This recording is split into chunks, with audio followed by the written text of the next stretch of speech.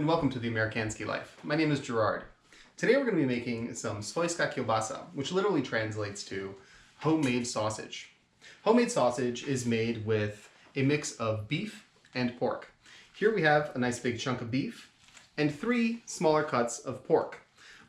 2 are of a little bit of a finer grade and 1 is a little bit more rough. Now we're doing this with about 70% pork and 30% beef. The first step in our process will be to clean this meat up a little bit. Let's get started. So we're going to start with the beef first. So first and foremost, get a lay of the land of what your meat looks like, where the fats are, and what you're going to be trimming off. Figure out where the different muscle groups connect and where it'll be easiest for you to cut and take the meat apart. Now you don't need to be all too conservative.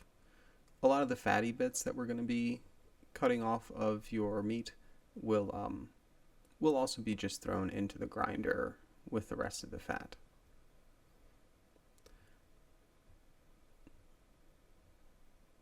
Now, as you can see here, I'm just cutting along the line, the natural line that connects the 2 different muscle groups in this beef that I'm cutting. Make your life a little easier, follow those lines.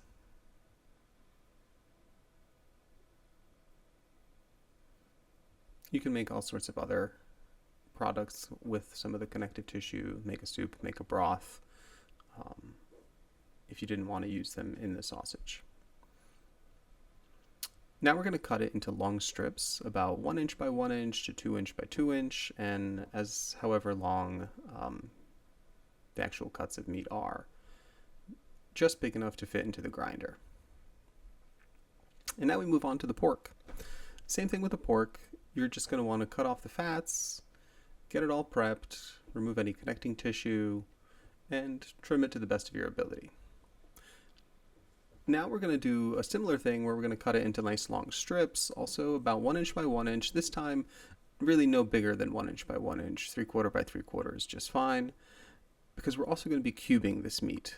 So it's 1 by 1 by 1 at its largest. And we're going to be doing this because we will be putting these whole chunks of meat into the sausage as they are.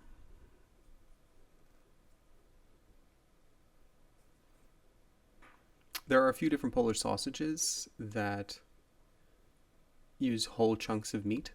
To be honest, they're the ones that I prefer.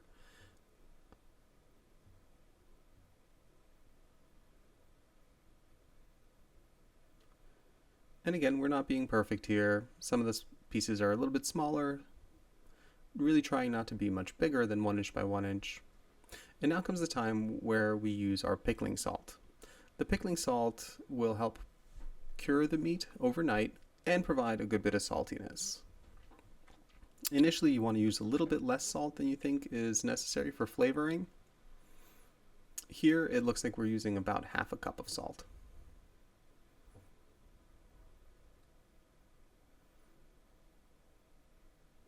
And then it's really important to mix up your meat really well. Get the salt covering all of the bits. And after this, what we're going to do is we're going to take our meat after the salt has been mixed in and is covering everything nicely, cover it up. We're going to be using some saran wrap and leaving it in the fridge overnight for at least 24 hours. If you'd like to, you can leave it up in the fridge for 48 or 72 hours. That'll work just fine.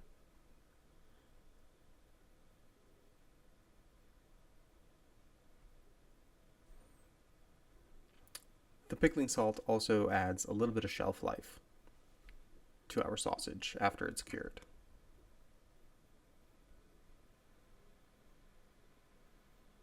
All right. And the next step we'll see is us uncovering our cured meat. All right, folks, and we're back with the Amerikanski Life. Our meats have sat in the fridge overnight for about 24 hours.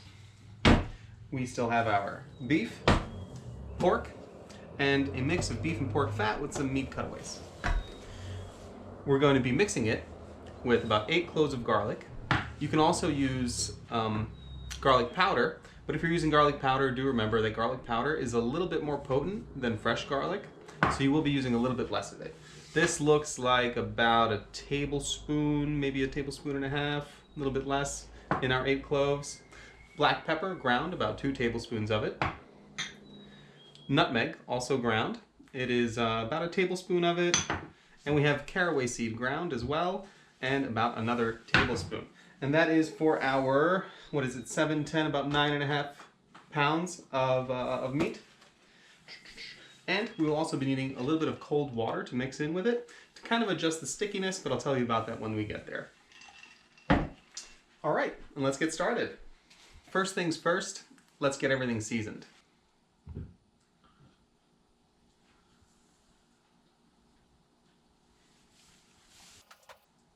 Adding a little black pepper onto the nutmeg and the caraway seed.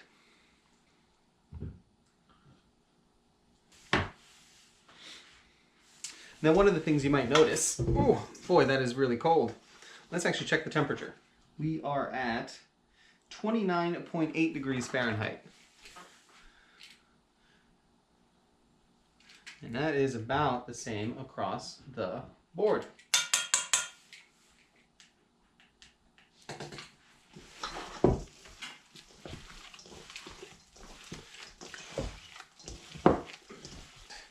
And we're seasoning this before we grind it, just so that once it's in the grinder, that'll help kind of distribute the seasoning.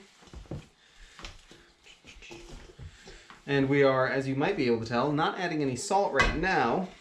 What we're going to do is, after we grind this, we're going to take all of this mixed together, ground, and make a little patty, throw that on a frying pan, and then kind of give it a little taste test and see what else we need to add. And then we might be adding some other seasoning. Well, not other seasoning, some more of this seasoning, or some more salt. But until we know that, this is all we're doing. Now, part of the reason we throw this into a fridge overnight, in addition to the pickling salt doing its thing, it also makes it easier to grind. The meat and the fat won't stick to the inside of the grinder and to the blades quite as much, so it will be a slightly easier process for us. All right, and we've got that nice and coated in the seasoning. Time to grind.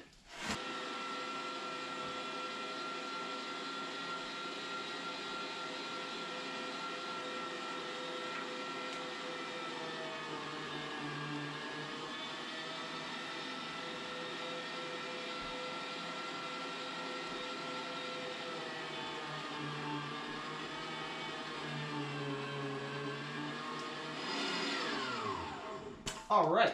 Now, as you can see, I wasn't pushing down all too hard. You kind of gently rest your hand on it and let the weight of your hand do the thing. You want to let the grinder do its thing. You don't want to really force it through there. All right, I'm going to take this guy off, clear out what's in there. All right, and now we're going to move on to doing some pork. We've switched out our grinding plate to a 10mm hose from our 6mm hole one, because we want a slightly thicker grind for this. And let's get going.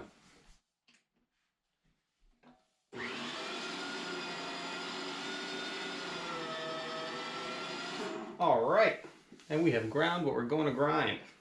We're going to leave this in nice big chunks and put that in the sausage as is after we mix this all together. All right, and let's get mixing.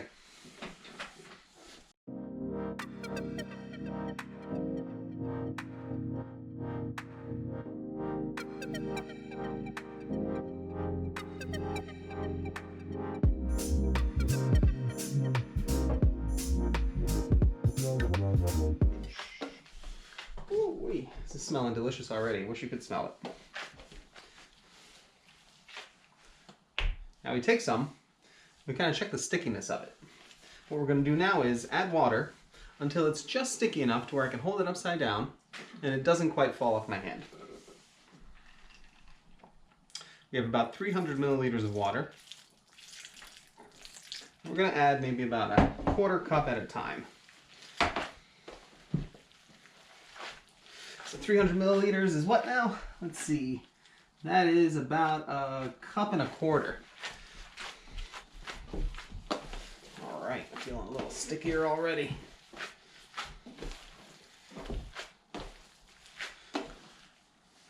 All right, we're gonna add a little bit more water.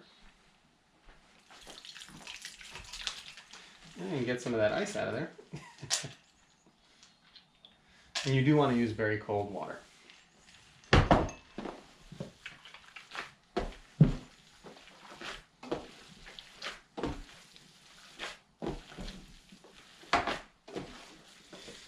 Now what we're looking for is to sort of work that beef in. A very finely ground beef that we put in there. It's going to start breaking down and getting stickier and stickier. Kind of want it to peel apart, just like thumbtack or tack, I think it's called.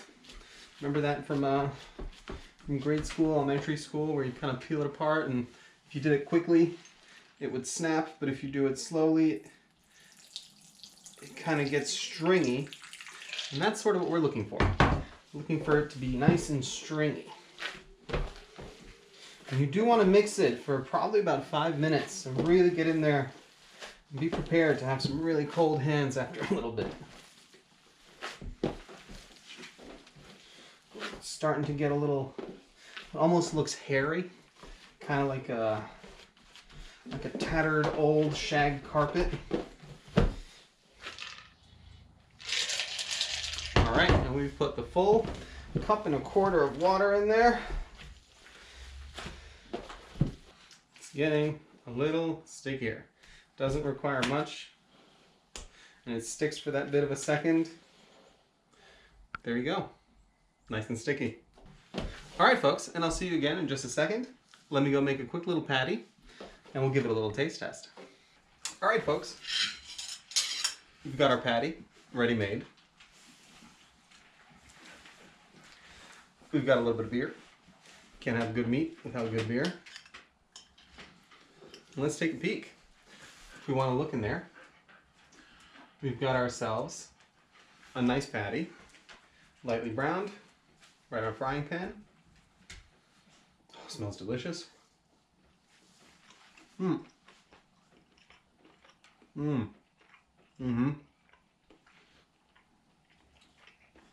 that's really good. The caraway is giving it a nice kind of a lower tone, a little earthy flavor. The nutmeg gives it just a little tiny bit of spice on your tongue. I don't think we're going to be adding any more salt. That pickling salt did everything we need to do. Nice little chunks of meat in there, little bits of fat. That fat is going to render beautifully while it's in the smoker. Great A. All right. Now the next step is going to be to put this into casings. I'm going to get my machine set up and get things going. All right, see you in a minute. All right, folks, machine's set up. Now, we just need to get our meat into the container. We're using a 5-liter sausage press. It's a sausage stuffer, actually. We've got our 30mm attachment on the end. Our casings today, which are these guys right here, they are 28 to 32mm. Let's see if we can make them fit. Now, the important thing to remember when you're putting sausage into your stuffer is to really squeeze it pretty well and chuck it in there. You're trying to get as much air out of it as possible.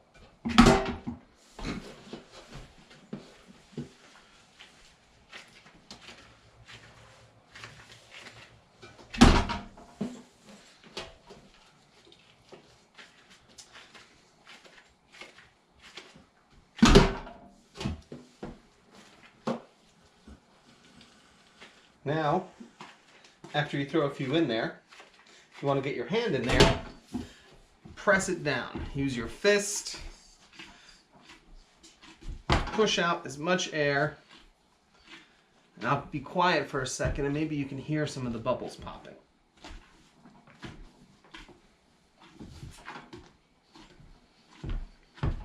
No, not too many bubbles. All right.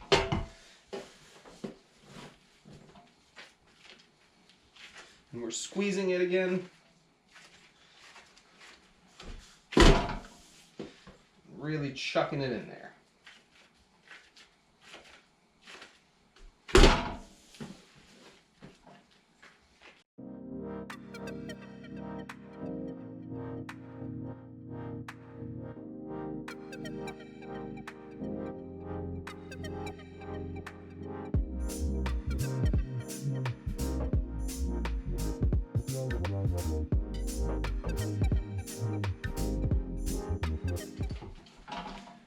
Boy, we are right on the money today. Our sausage stuffer is going to be packed to the brim. And that, folks, is 5 liters of sausage. All right, we've got the end of our sausage. Now we're going to take a little bit of water and just put it onto the spout. Then we take this guy and get that started on there.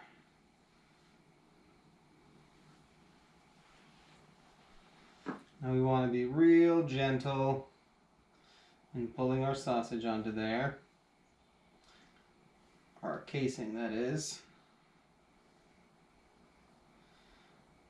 We want to keep the casing centered in the hole of the attachment. We are like right on the line. So we actually have to switch from our 30 millimeter to our 20 millimeter attachment because the casing just wasn't going on very well. Things happen. If you find that your casing isn't sliding on with ease, if you're having to use any force, if you're having any difficulty, switch to a smaller one.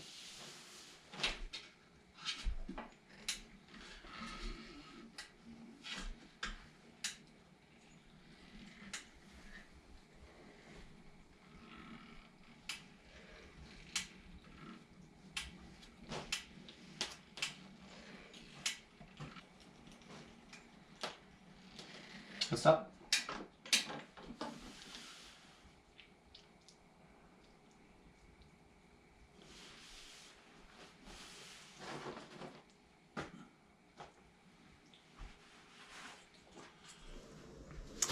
So now that you're ready to smoke your sausage, there's 2 ways that you can do your sausage.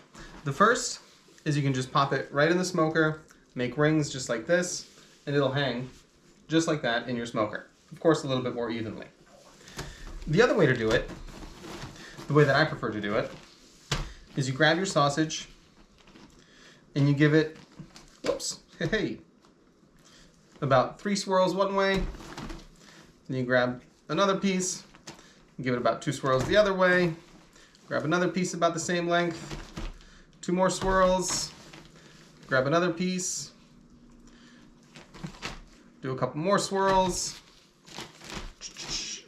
Cut the last one in half, and the same thing.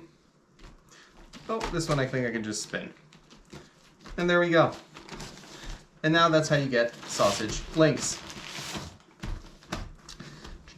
I prefer sausage links because it's sort of easier to use the sausage in little bits. I like to freeze my sausages. I'm sorry, my kielbasa.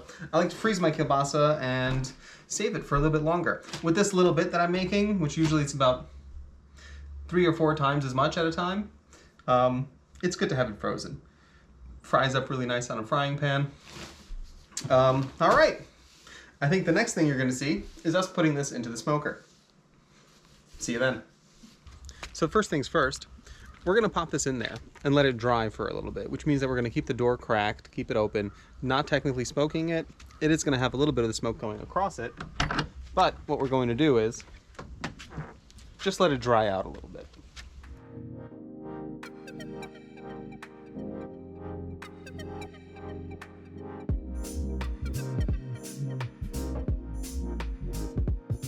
And now we're just going to let it sit there for about an hour with the door slightly cracked and just letting it dry out before we really start the smoking process. And it's been almost an hour. And we see that our sausage has dried out a little bit. Let me show you what I'm talking about. So when we look at our sausage, kind of run your hand along it, and you'll notice that it's dry. A lot of the water has seeped out. Like right here, you can see a little droplet. And so the sausage is mostly dried out. Now what we're gonna do is we're gonna let it sit in there for probably about 5 hours. What we're gonna do is close this, keep the temperature somewhere around 68, 70 degrees Celsius or about 160, 170 degrees Fahrenheit. Sorry, actually I got that backwards. The internal temperature is supposed to be at about 160 degrees Fahrenheit. The external temperature we're gonna keep closer to about 180, a little bit over, not quite 200, 190 is acceptable. For about 5 hours. All right, let's see the finished product.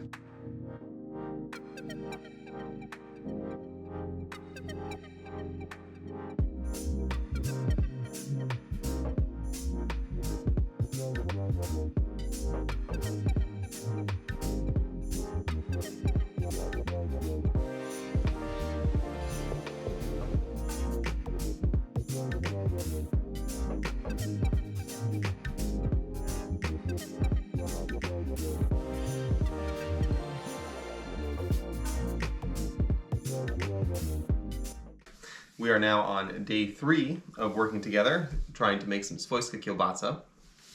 At the end of day 2, we put it in the smoker. That went overnight. We actually ended up smoking for about 2 hours longer than I expected. We went, instead of 5 hours like I mentioned just a moment ago, we went to 7 hours. Now, our kielbasa looks absolutely fantastic. Let's actually get one piece off. That looks like a good one. All right. Ooh, that's a good looking one. Oh, it smells fantastic. Pardon my language. Let's listen to this snap. Ooh, a good pop. Nice internals. All right, let's give her a little go.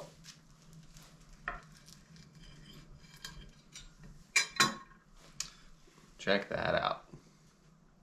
Isn't that something?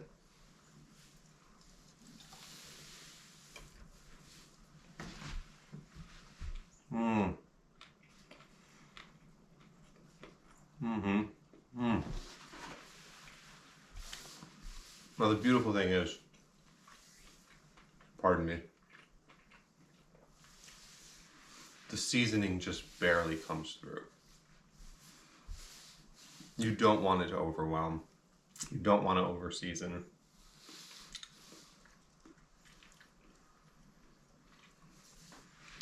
You want the meat to really shine and the flavor of the smoke.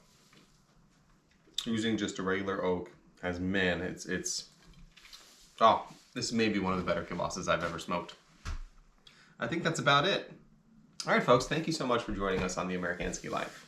Our hope with this channel is to help convey Polish traditional ways to you. I've noticed that in American YouTube, there isn't much of this. There's a lot of sausage making, sure, but the American process to make sausage is very different. Also delicious. I love me some American sausage, but the kielbasa, for example, that you buy in Walmart is a lot more similar in style, not quality, in style of what's made at home by a lot of Americans. We've had some very different steps in our process, using larger chunks of meat, different proportions of fat to meat, different proportions of beef, and how we prepare the beef, how we use the beef with grinding it thinner and letting it make more of a glue that holds our kielbasa together. I think, but I do think that the product kind of speaks for itself. It is just damn good. I'm gonna have another piece actually.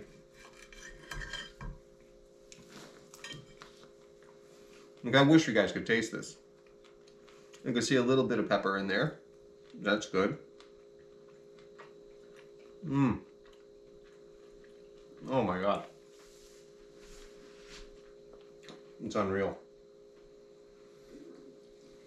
All right. Once again. And then a goodbye with a full mouth. Thank you so much for joining us on the Amerykański Life. We'd love it if you could like, subscribe, and follow us for more. Have a good one.